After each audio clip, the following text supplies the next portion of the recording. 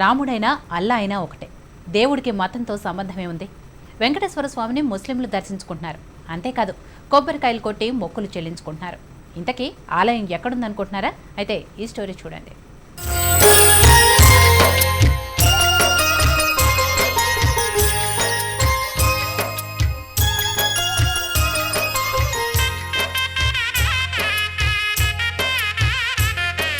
ఇది కడప జిల్లాలోని దేవుని కడప వెంకటేశ్వర ఆలయం. హిందువులు ఆలయాన్ని దర్శించుకుని మొక్కులు చెల్లించుకోవడం మామూలే. అయితే ఈ ఆలయానికి ఒక విశిష్టత ఉంది.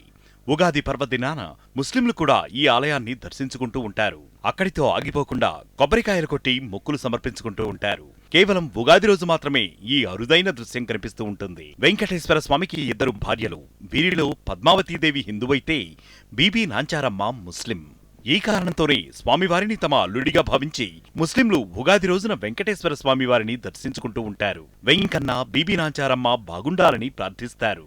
ఉగాది పండుగ సందర్భంగా హిందువుల కంటే ముస్లింలే ఎక్కువ మంది వెంకన్నను దర్శించుకుంటూ ఉంటారు. ఇది తరతరాలుగా వస్తున్న ఆచారమని ముస్లింలు చెబుతున్నారు. अच्छा चलता है हमको अल्लाह के फजल से फिर अभी अच्छा चलना अच्छा घर लेना करके हमें ही अल्लाह के फजल से ये साहेब दिया ले तो हम ना वेंकटेश स्वामी हम ना अच्छा होता अभी यही है हमारे కొట్టి దర్శనం చేసుకొని దేవుని స్వామి ఆడ డబ్బు ఇచ్చి తల ఆడ 10 రూపాయలు హుండీలో 10 రూపాయలు వేసేస్తాను స్వామి.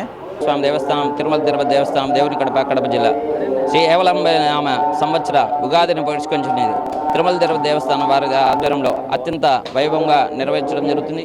ఒక్క కడప జిల్లాకు చెందిన ముస్లింలే కాదు, చిత్తూరు, కర్నూలు, అనంతపురం జిల్లాల నుంచి వచ్చిన ముస్లింలు కూడా వెంకన్న సేవలో తరిస్తూ ఉంటారు.